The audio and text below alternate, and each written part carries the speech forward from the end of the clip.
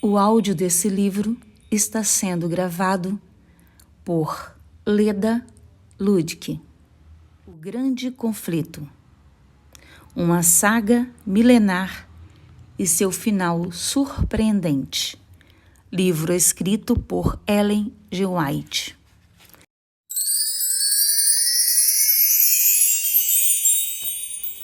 Que bom que você está aqui. E já vou pedindo que deixe seu like e compartilhe esse vídeo, para que juntos possamos falar do amor de Deus para outras pessoas. Meu muito obrigado. Você já pegou o seu livro para realizar a leitura junto comigo?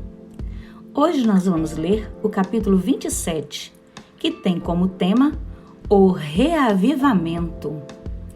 Esse reavivamento é sobre alcançar a paz de espírito.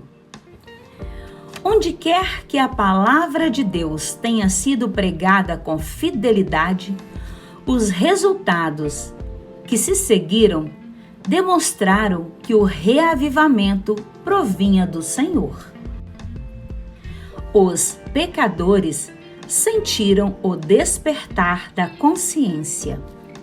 Profunda convicção tomou conta de sua mente e de seu coração.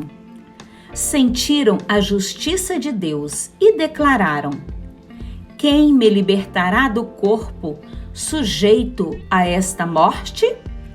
Romanos capítulo 7, verso 24. À medida que a cruz de Cristo se revelava, eles nada viam além dos méritos do Salvador para expiar seus pecados. Por meio do sangue de Jesus, tiveram a remissão dos pecados passados. Romanos 3, verso 25.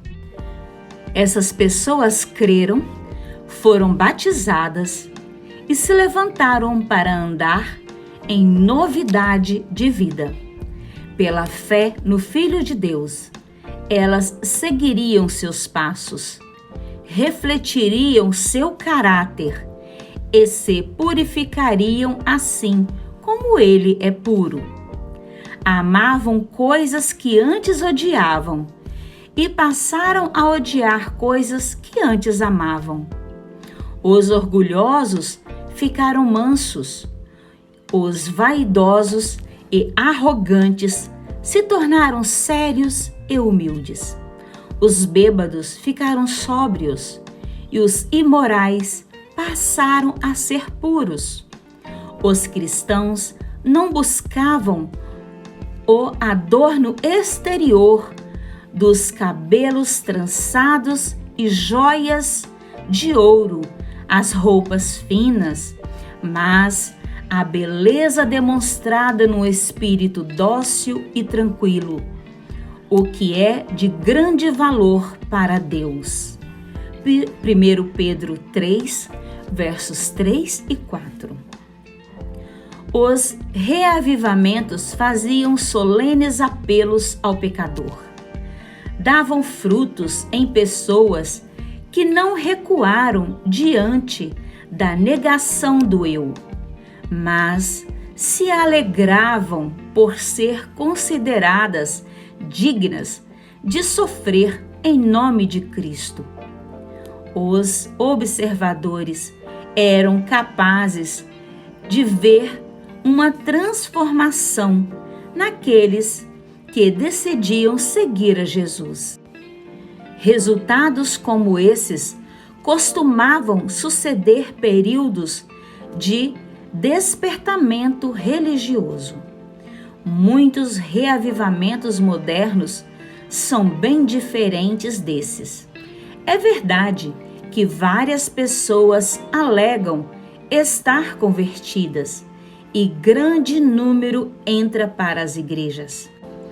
No entanto, as consequências não dão apoio à crença de que houve crescimento na vida espiritual real daqueles que aceitaram. A chama que queima por um pouco logo se extingue.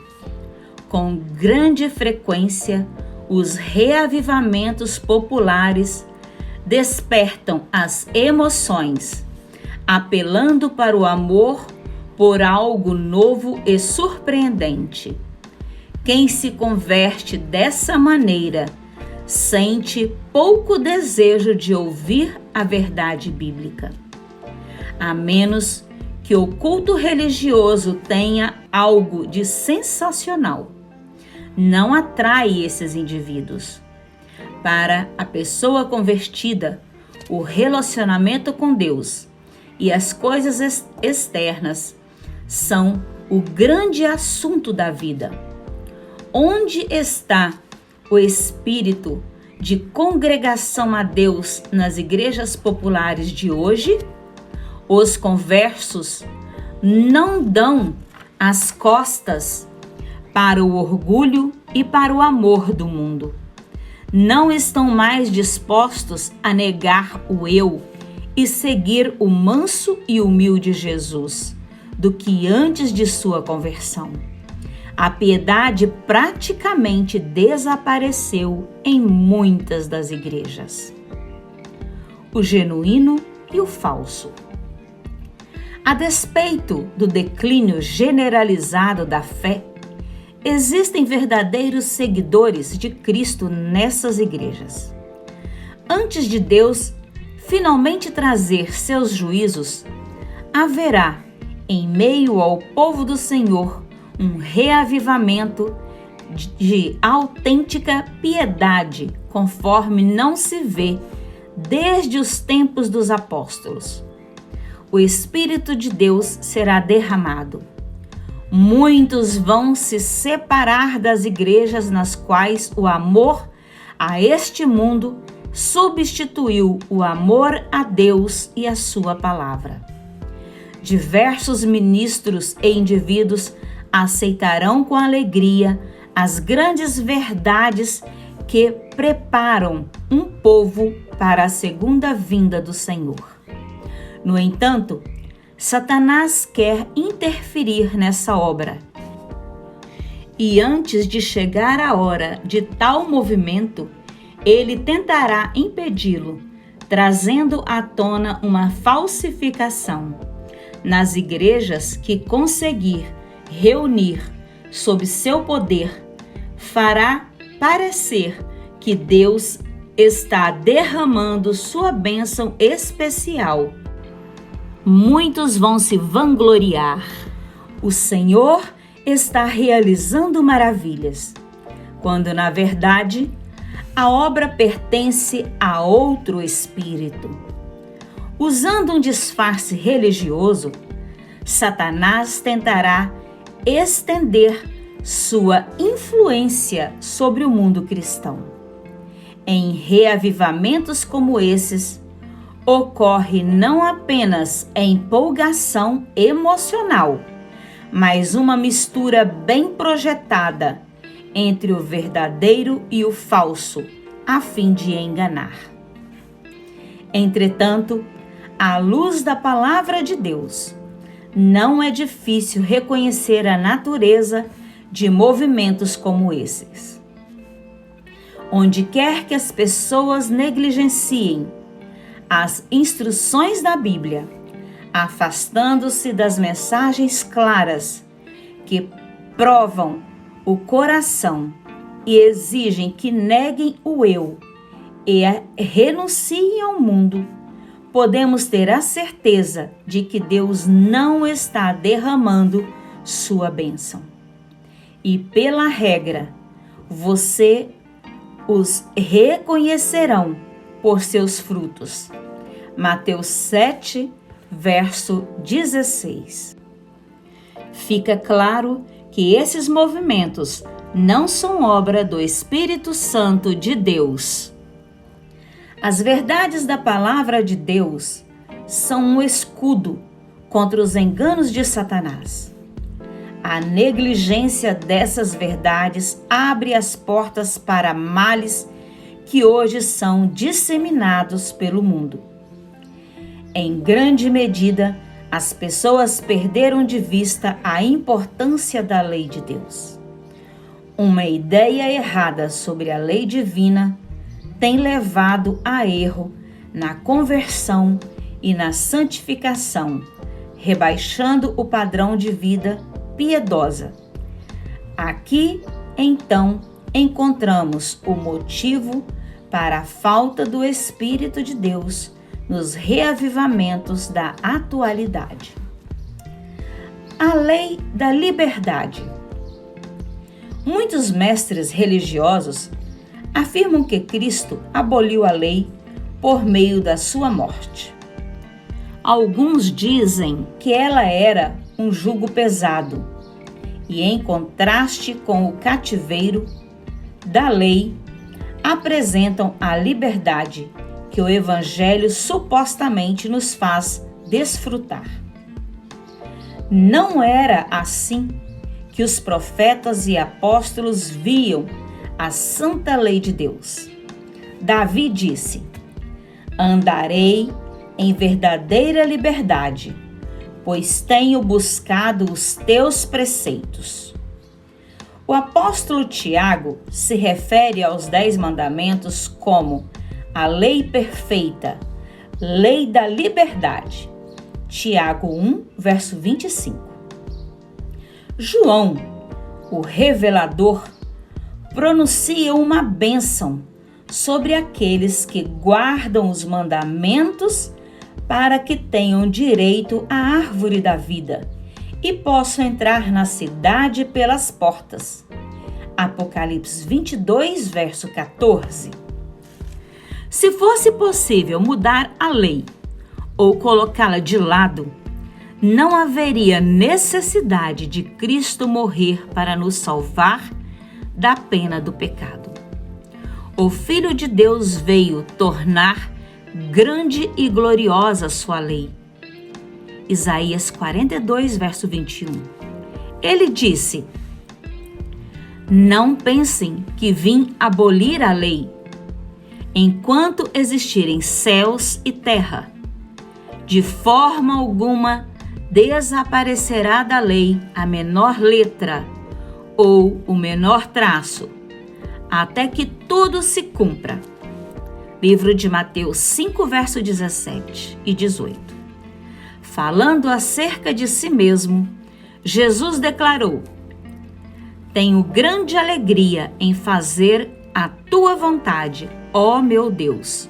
A tua lei está no fundo do meu coração. Livro de Salmos, capítulo 40, verso 8. A lei de Deus é imutável. É a revelação do caráter do seu autor. Deus é amor e sua lei é amor. O amor é o cumprimento da lei. Romanos 13, verso 10. O salmista disse: a tua lei é a verdade. Todos os teus mandamentos são justos. Paulo declarou: a lei é santa, o mandamento é santo, justo e bom. Livro de Romanos 7, verso 12. Uma lei como essa deve ser tão duradoura quanto aquele que a instituiu. A obra de conversão e santificação consiste em restaurar as pessoas a Deus, levando-as a obedecer aos princípios da sua lei.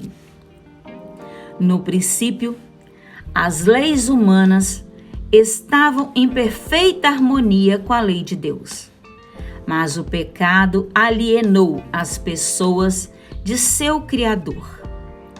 O coração entrou em guerra com a lei divina. A mentalidade da carne é inimiga de Deus, porque não se submete à lei de Deus, nem pode fazê-lo. Contudo, Deus tanto amou o mundo que deu o seu Filho unigênito para que os pecadores pudessem se reconciliar com Ele e ser levados mais uma vez à condição de harmonia com seu Criador. Essas mudanças é o novo nascimento, sem o qual o pecador não pode ver o reino de Deus. João 3, verso 16. Novo nascimento. O primeiro passo para se acertar com Deus é a convicção do pecado. O pecado é a transgressão da lei. É mediante a lei que nos tornamos plenamente conscientes do pecado. A fim de enxergar a própria culpa, os pecadores precisam testar seu caráter pela lei de Deus. Um espelho que mostra como é seu caráter perfeito e permite que reconheçam os defeitos existentes no seu. A lei nos mostra o pecado, mas não provê remédio. Declara que a morte é a recompensa do transgressor. Somente o Evangelho de Cristo é capaz de nos libertar da condenação ou profanação do pecado. Precisamos demonstrar arrependimento a Deus, cuja lei transgredimos, e fé em Cristo, nosso sacrifício expiatório.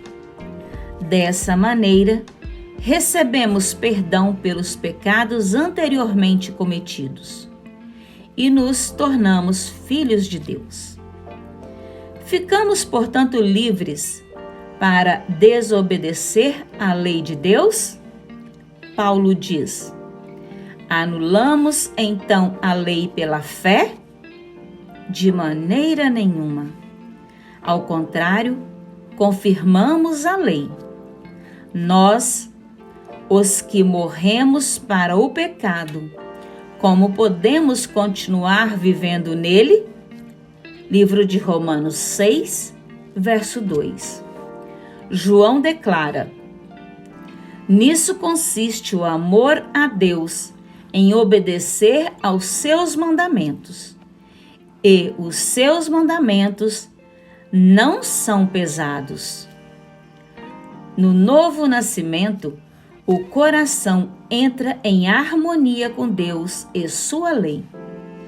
Quando essa mudança acontece, o pecador passa da morte para a vida, da transgressão da lei e rebelião para a obediência e lealdade.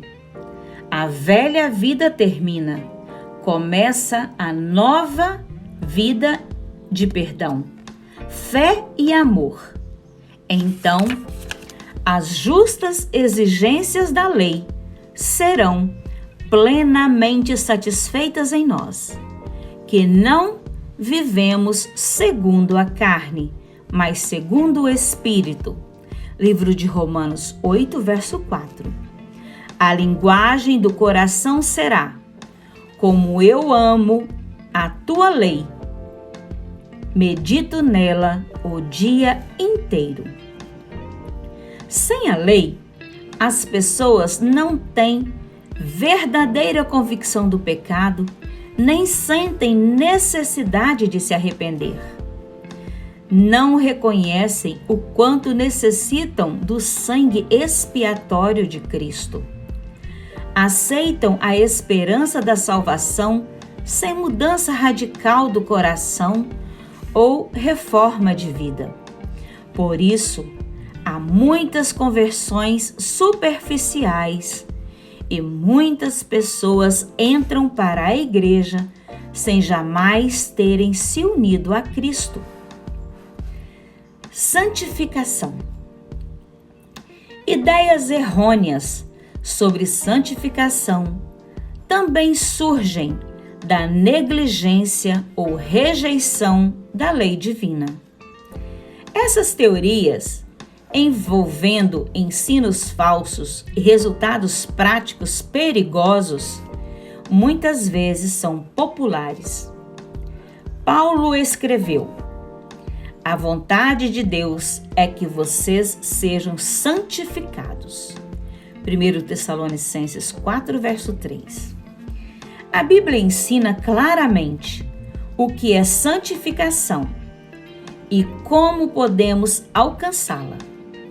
O Salvador orou por seus discípulos: santifica-os na verdade, a tua palavra é a verdade. E Paulo ensinou que os fiéis deveriam ser santificados pelo Espírito Santo. Qual é a obra do Espírito Santo? Jesus disse aos discípulos: quando o Espírito da verdade vier, ele os guiará a toda a verdade. João 16, verso 13. E o salmista declara: a tua lei é a verdade. Salmos, capítulo 119, verso 142. Uma vez que o mandamento de Deus é santo, justo e bom, o caráter formado pela obediência a esta lei será santo. Cristo é o exemplo perfeito de um caráter assim. Ele declarou: tenho obedecido os mandamentos de meu Pai. Sempre faço o que lhe agrada. Os seguidores de Cristo devem se tornar semelhantes a Ele. Pela graça de Deus, formar um caráter em harmonia com os princípios da sua santa lei. Essa é a santificação da Bíblia. Somente pela fé. Só temos condições de realizar essa obra pela fé em Cristo, pelo poder do Espírito de Deus que vive dentro de nós. Os cristãos sentem o pecado tentá-los, mas estão em constante batalha contra ele. Necessitam do auxílio de Cristo para fazer isso. A fraqueza humana se une à força divina e a fé exclama: graças a Deus que nos dá a vitória por meio de nosso Senhor Jesus Cristo. A obra de santificação é progressiva. Quando o pecado encontra paz em Deus, na conversão, a vida cristã acabou de começar. Ele então deve prosseguir até a perfeição, crescer até que todos cheguemos à medida da estatura completa de Cristo. Prossigo para o alvo, a fim de ganhar o prêmio do chamado celestial de Deus em Cristo Jesus.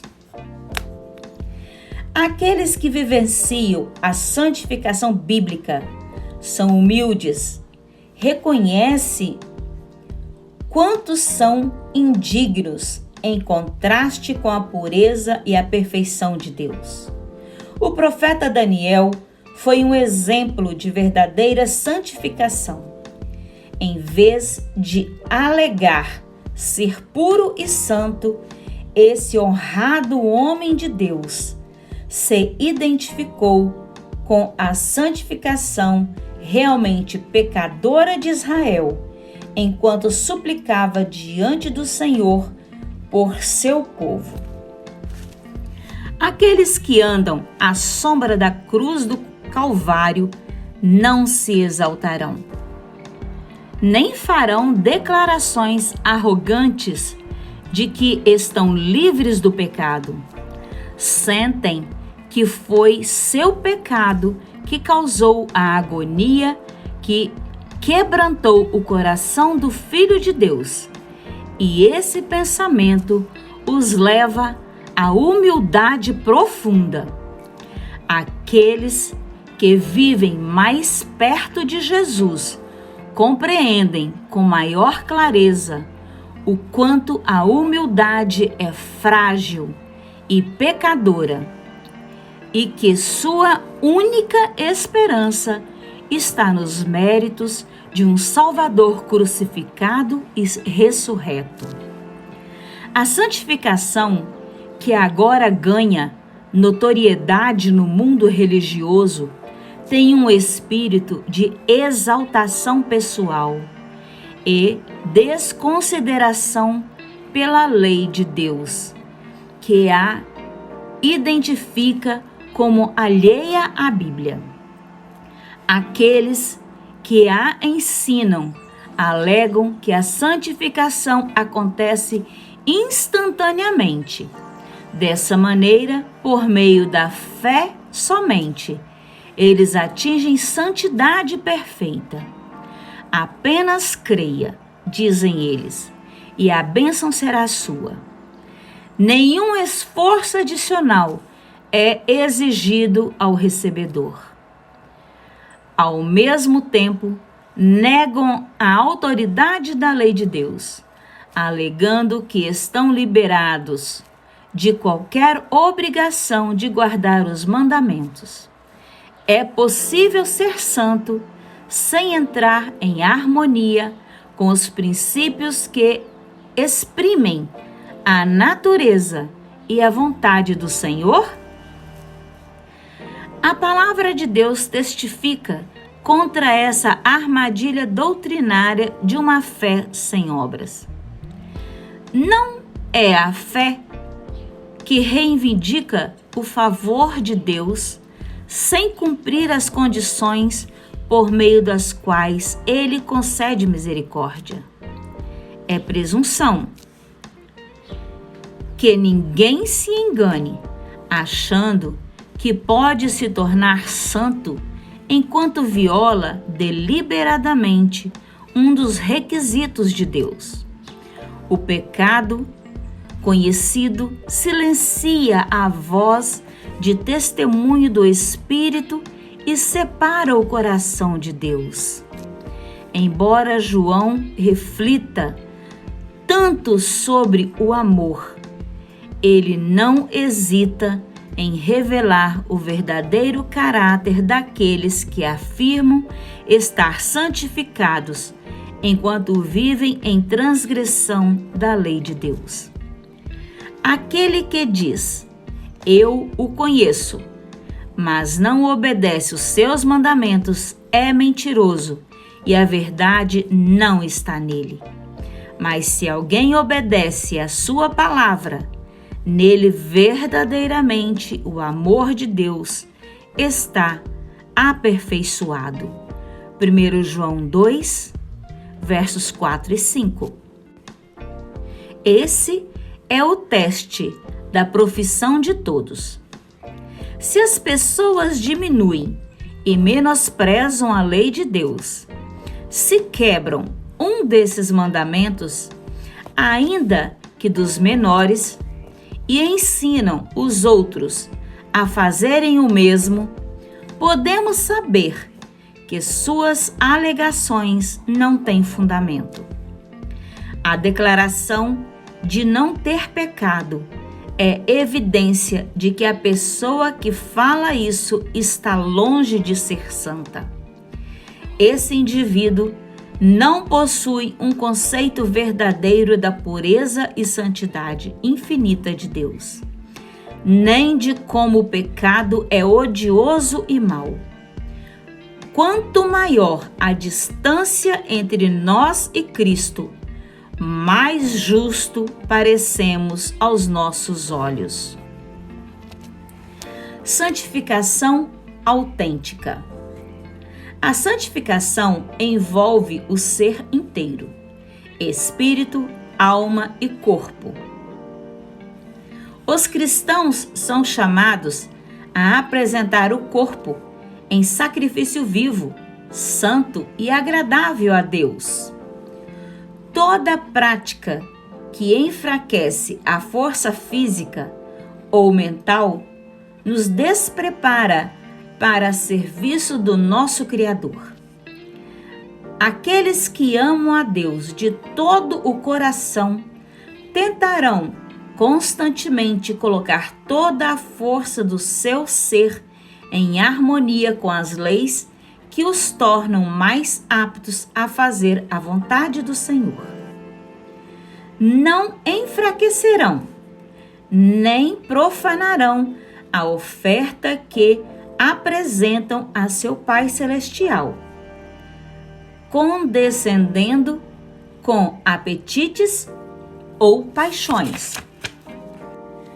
Toda prática pecaminosa tende a anuviar e amortecer a compreensão mental e espiritual. A palavra ou o Espírito de Deus conseguem causar apenas uma frágil impressão no coração.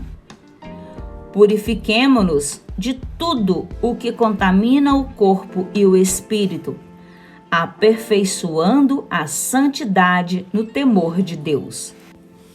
2 Coríntios 7, verso 1. Quantos professos cristãos degradam sua humanidade semelhante a Deus por meio da glutonaria, da bebedeira de vinho e do prazer escondido. E com frequência a igreja encoraja o mal para encher sua tesouraria, quando o amor a Cristo é pequeno demais para fazê-lo. Se Jesus entrasse nas igrejas de hoje para ver as festas que acontecem em nome da religião, ele não expulsaria aqueles que profanam sua casa dessa maneira, assim como baniu os cambistas do templo?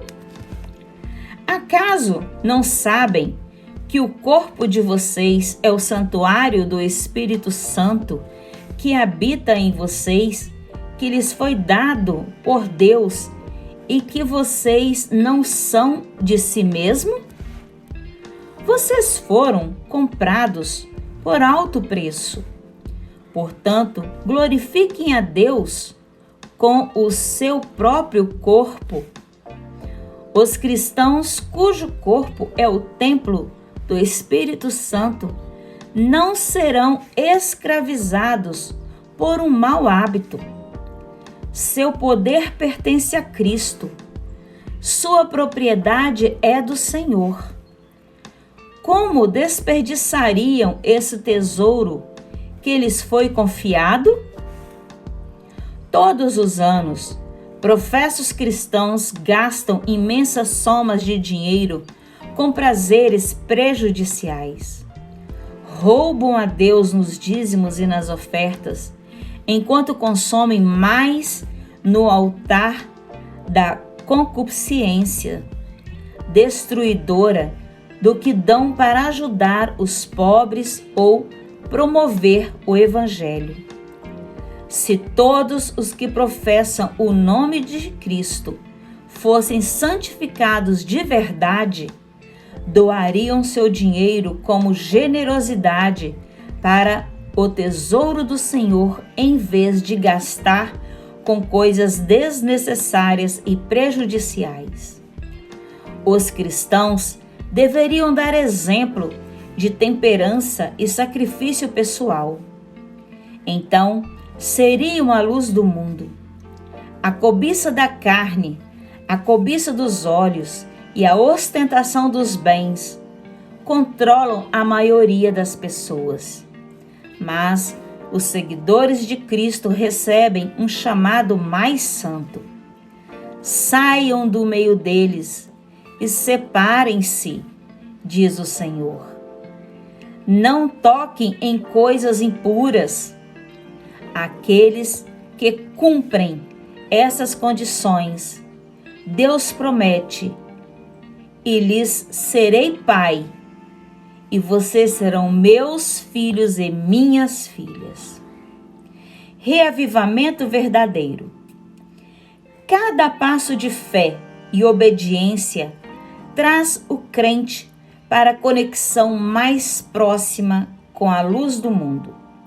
Os raios brilhantes do sol da justiça resplandecem sobre os servos de Deus, e eles devem refletir seus raios. As estrelas nos revelam que há uma luz no céu cuja glória se tornam brilhantes. Da mesma forma, Cristo revela ao mundo que existe um Deus no trono, cujo caráter é digno de louvor e imitação. A santidade do caráter divino será visível em suas testemunhas. Por meio dos méritos de Cristo, temos acesso ao trono do poder infinito.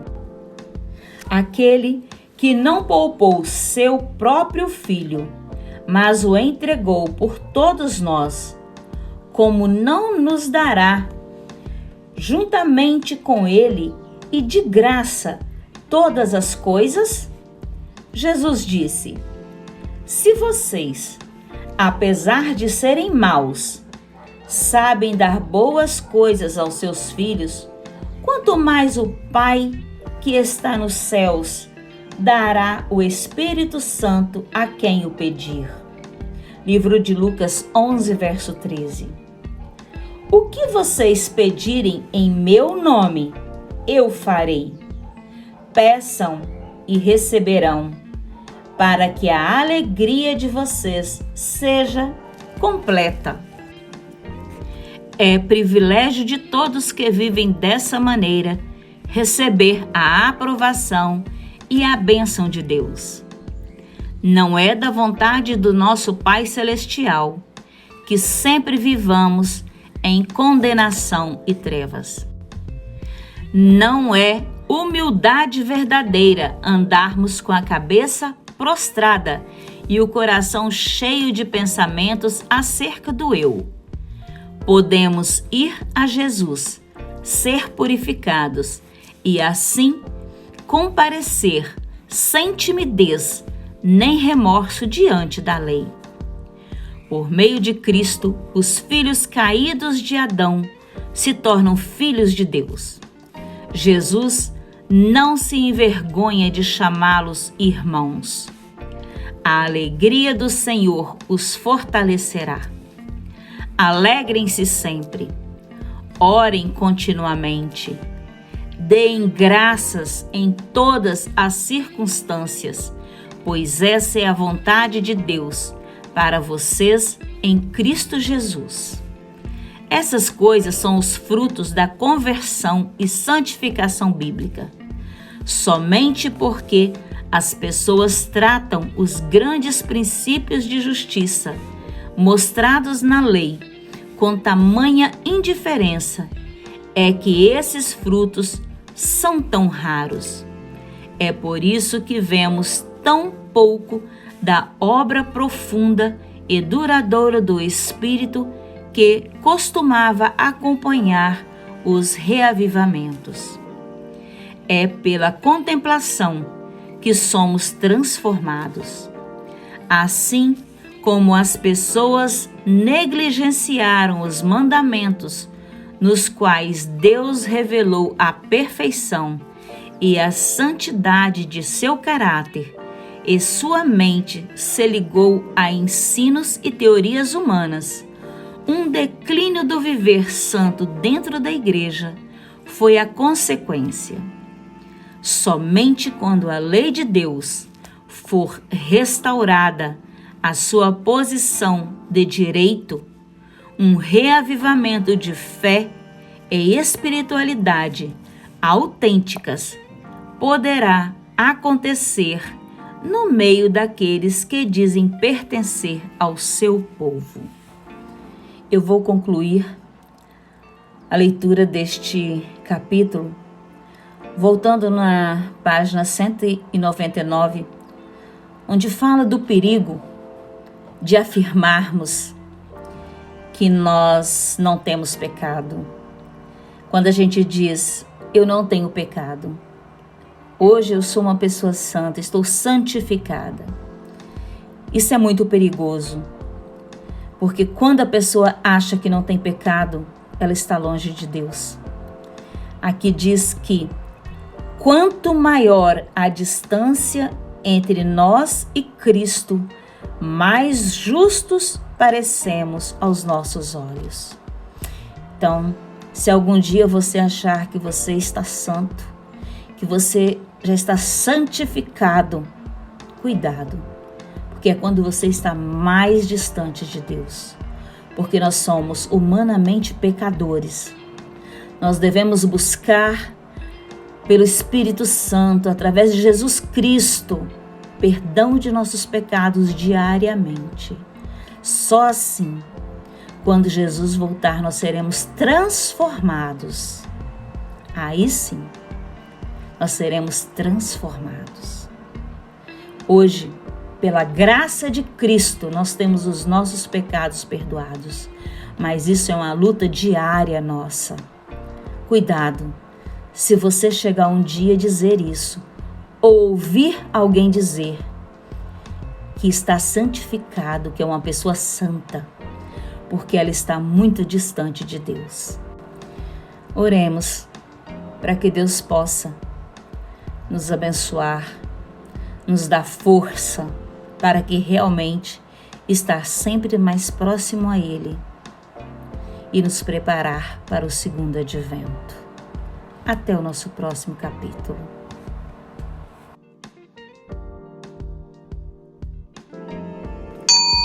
Deixo aqui a playlist para você ter acesso diretamente a todos os vídeos gravados deste livro Grande Conflito.